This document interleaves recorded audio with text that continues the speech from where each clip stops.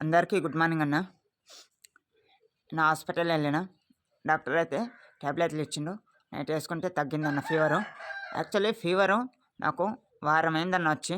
Fever బావ వాళ్ళ ఇంటికి వచ్చిన స్లాబ్ వేసేసిందని ఇగో స్లాబ్ మొత్తం వేసేసిన తర్వాత అదే రోజు మేక వస్తారు కదన్న, ఇక దావత్ ఉంటుంది కదా.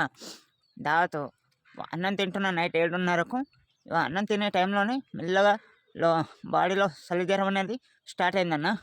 అన్నం తిని చేతి కడుక్కొని పొయ్యి దగ్గరికి వెళ్ళి వేడిగా మంట కాకున్నా కూడా చలి మాత్రం ఆగుతలేదు. జ్వరం విపరీతంగా వచ్చేసిందన్న.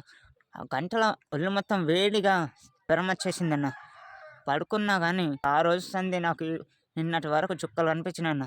పొద్దున్న తక్కువైతుంది, మళ్ళీ ఈవినింగ్ కాగానే 4 కాగానే ఖచ్చితంగా మళ్ళీ జ్వరం వస్తుంది.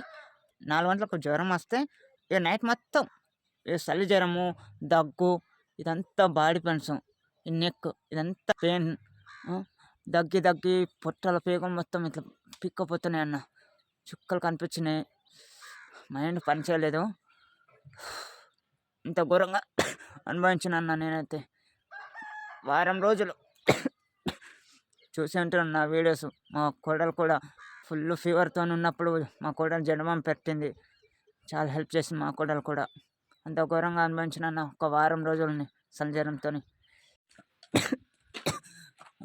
ప్రజెంట్ అయితే కొద్దిగా తక్కువ ఉందన్న, ట్యాబ్లెట్ చేసుకోవాలి ఇక అన్నం తిని. చాలా సంతోషం ఉందన్న, మీరు ఇలా సపోర్ట్ చేస్తూ ఉంటే చాలా హ్యాపీగా ఉందన్న.